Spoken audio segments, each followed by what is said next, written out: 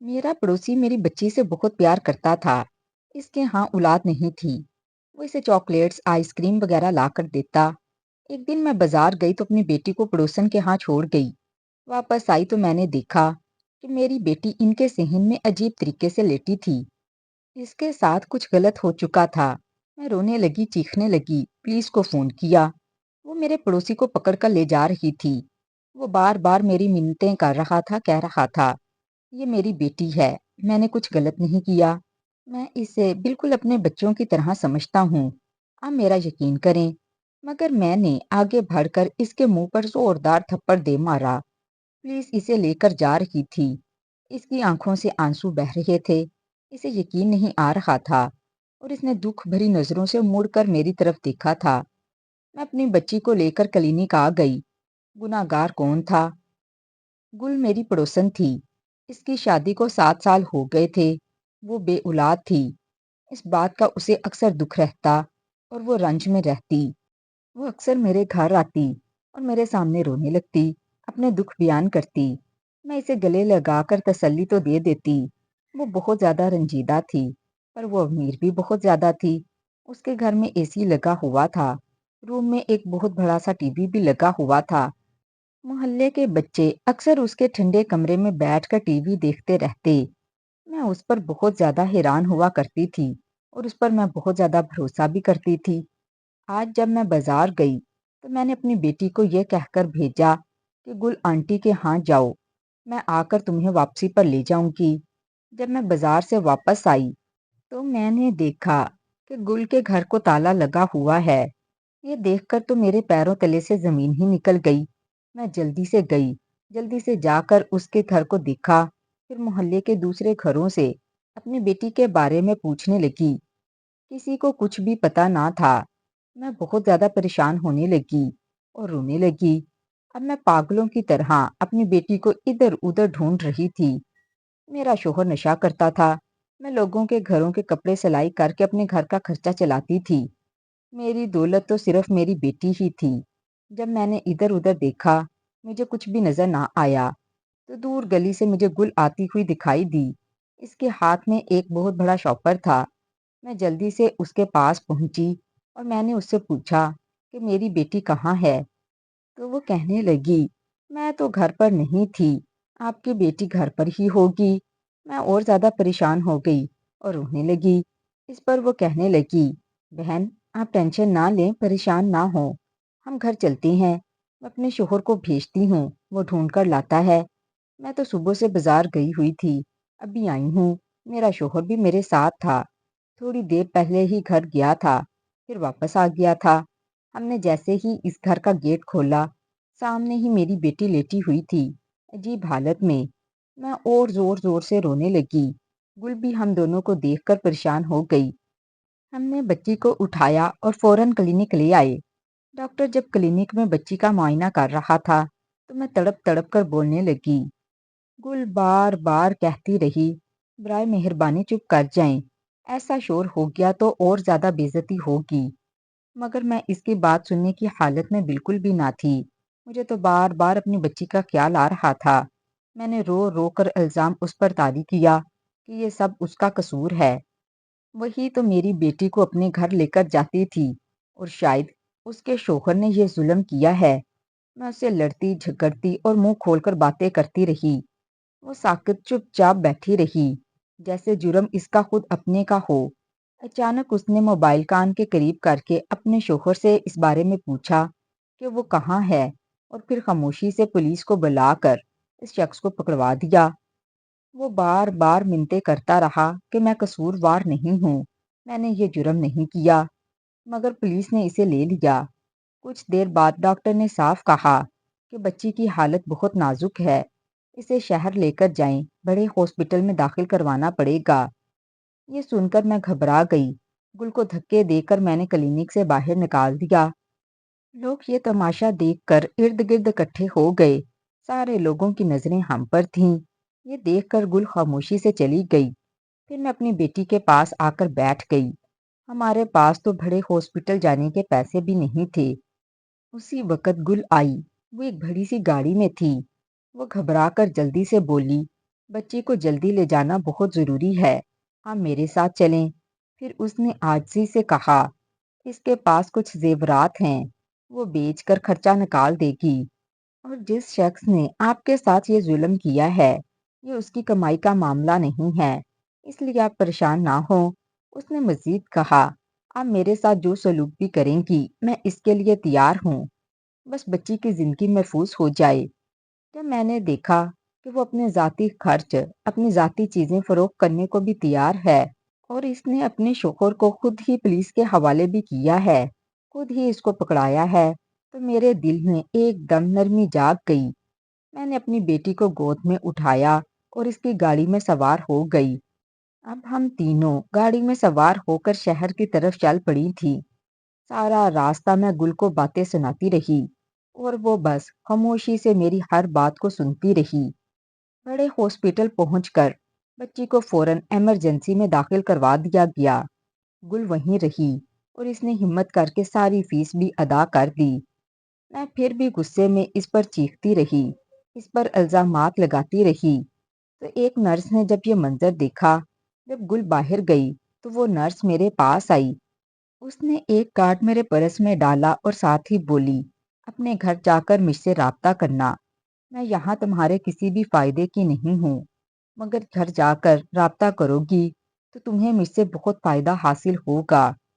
Nurse کی یہ باتیں سن کر میرے دل میں شک جاگا اور میں دوبارہ سے گل کے پاس پہنچ گئی۔ غصے میں جا کر اس پر چلانے لگی کہ دفع ہو جاؤ، مجھے تمہاری شکل بھی نہیں دیکھنا، مجھے تم پر بہت غصہ ہے، میری بچی کی قصوروار تم ہی ہو۔ گل نے آنکھوں میں آنسو لے کر میرے پاؤں پکڑ لیے اور عاجزی سے بولی، خدا کے واسطے مجھے معاف کر دو، میرا اس میں کیا قصور ہے؟ بس اس کی یہی عاجزی اور نادانی میرے سخت دل کو چند لمحوں کے لیے نرم کر گئی۔ گل زور زور سے رو رہی تھی اور وہ منظر دور کھڑی نرس بھی دیکھ رہی تھی۔ میں بھی گل کے گلے لگ کر رونے لگی۔ آتے جاتے لوگ ہمیں گھورتے رہے۔ یہ منظر دیکھ کر پھر ہم نے ہمت کی، ہم نے ایک دوسرے کے آنسو پونچھے اور کسی کرسی پر جا کر بیٹھ گئے۔ تھوڑی دیر بعد گل بچی کو دیکھنے کے لیے اگلے کمرے میں گئی تو وہی نرس ایک بار پھر میرے پاس آئی اور پرس میں ڈالا ہوا کارڈ ہاتھ میں تھما کر بولی، یہ عورت جو آپ کے ساتھ بیٹھی ہے، اسے آپ کب سے جانتی ہیں؟ میں نے کہا، ہم بہت اچھے ہمسائی ہیں، یہ میری دوست ہے، میرے ساتھ بہت اچھا سلوک کرتی ہے، میرے ساتھ بہت اچھی ہے۔ نرس نے میری طرف ایک عجیب سی نظر سے دیکھا اور پھر خاموش ہو گئی۔ پھر مسکراتی ہوئی کہنے لگی، ہو سکتا ہے وہ اچھی ہو۔ اس کی یہ باتیں مجھے شک میں ڈال گئیں۔ وہ یہ بات کہہ کر جانے کے لیے مڑی، ابھی وہ مڑی ہی تھی تو میں نے اس کا ہاتھ پکڑ کر پوچھا، کیا تم اسے جانتی ہو؟ وہ ہلکی سی مسکان دے کر بولی، تم جانتی ہو نا، تمہاری دوست ہے۔ اور اس کے بعد وہ یہ بات کہہ کر چلی گئی۔ میں پھر سے خاموشی سے بیٹھ گئی اور ڈاکٹر کے پاس آ گئی تاکہ بچی کے بارے میں معلوم کر سکوں۔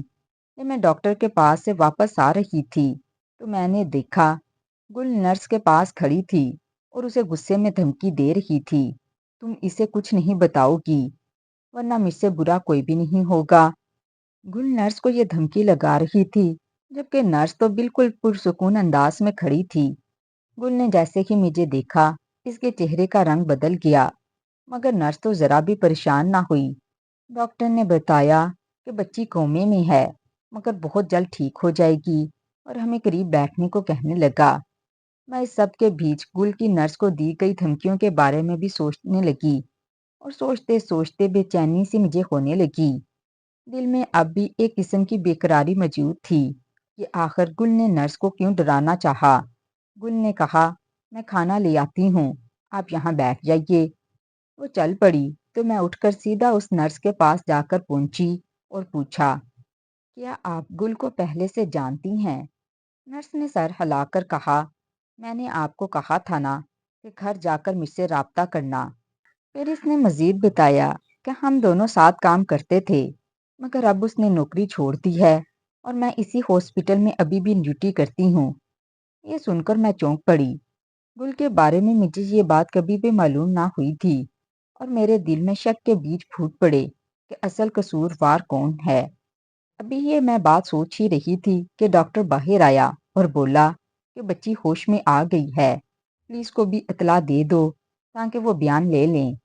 میں فوراً کمرے کی طرف دوڑی۔ گل مجھ سے تیز چل کر بچی کے پاس پہنچ گئی اور فوراً سے اس کے منہ میں کچھ ڈال دیا۔ میں نے غصے میں پوچھا کہ تم نے اس کو کیا کھلایا ہے؟ گل نے کہا، میں نے منت مانگی تھی اور اپنی منت کے مطابق میں نے اسے شکر دی ہے کہ وہ جیسے ہی ہوش میں آئے گی میں اسے شکر کھلاؤں گی۔ مجھے تو یہ بات ہرگز قبول نہ ہوئی کہ وہ بنا پوچھے کچھ دے دے۔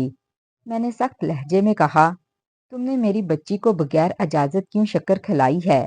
تو گل نے آگے ہاتھ بڑھا کر کہا، دیکھ لو، یہ تو شکر کی ہے، اگر تم چاہو تو میں خود کھا کر بھی دکھا سکتی ہوں۔ ہماری آواز سن کر ڈاکٹر بھی آگے آ گیا۔ اس کے چہرے پر غصہ تھا۔ وہ کہنے لگا، آپ کس بنیاد پر کسی بیمار بچے کو بغیر اجازت کچھ خوراک دے سکتی ہیں؟ کمرے میں ایک خاموشی گھری اور میرے اندر اضطراب اور شک دونوں ایک ساتھ ابل آئے۔ ڈاکٹر نے فوراً تیز آواز میں کہا، پولیس کو فون کرو اور اس عورت کو بھی پکڑواؤ۔ پلیز ابھی فون کرو اور اس عورت کو گرفتار کرو۔ بتاؤ اس نے بچی کو کیا کھلایا ہے؟ میں نے اشارے سے ڈاکٹر کو روکنے کی کوشش کی، مگر وہ تو بہت غصے میں تھا۔ اس نے گل کے ہاتھ سے شکر لے لی اور نرس کو تھما دی اور نرس سے کہا، اسے لیب میں ٹیسٹ کے لیے بھیجو۔ رپورٹ آنے تک اس عورت پر سخت نگرانی رکھی جائے۔ گل نے گھبرا کر کہا، جی ضرور، میں یہیں پر ابھی موجود ہوں۔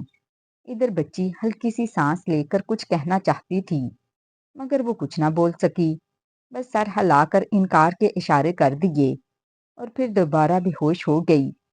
اس کا ہاتھ شاید بے یقینی میں گل کی طرف اٹھا تھا۔ میں اندر ہی اندر پریشان تھی، سوچ سمجھ نہ پا رہی تھی کہ اصل قصوروار کون ہے۔ کچھ دیر بعد جب میں باہر بیٹھی تھی تو ایک نرس دوڑ کر میرے پاس آئی۔ اس کے چہرے پر بہت سنجیدگی تھی۔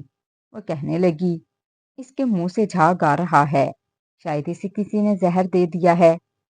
یہ سن کر تو میری دنیا ایک لمحے کے لیے جام سی ہو گئی اور خیال آیا کہ جو شے گل نے دی تھی وہ زہر تو نہیں۔ ڈاکٹر نے فوراً سے پولیس کو بلا لیا اور گل کو گرفتار کروا دیا۔ میرا بس نہیں چل رہا تھا۔ میں نے جاتے ہوئے اس کے منہ پر ایک زوردار تھپڑ دیا اور بولی کہ یہ جواب دے گی۔ پولیس نے مجھے تھانے بلایا، جہاں گل کے شوہر آنسوؤں بھری آنکھوں سے کہہ رہا تھا، آپ میری بہن ہیں اور یہ میری بیٹی ہے، آپ تو مجھے برسوں سے جانتی ہیں۔ ابھی ہمارے درمیان یہ باتیں ہو ہی رہی تھیں، اسی دوران ہاسپٹل سے لیب رپورٹ آئی۔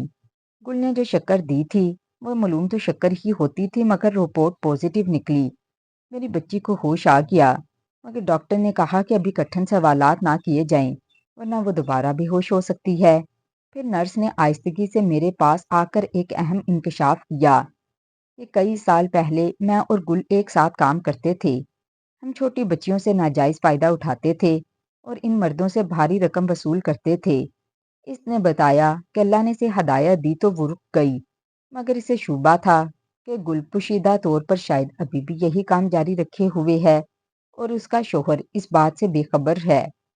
نرس نے اس بات کا بھی اقرار کیا کہ اس نے میری بچی کو زہر کی بہت ہلکی مقدار دی تھی تاکہ اسے کوئی جان لیوا نقصان نہ پہنچے، بلکہ وہ صرف کومے میں چلی جائے۔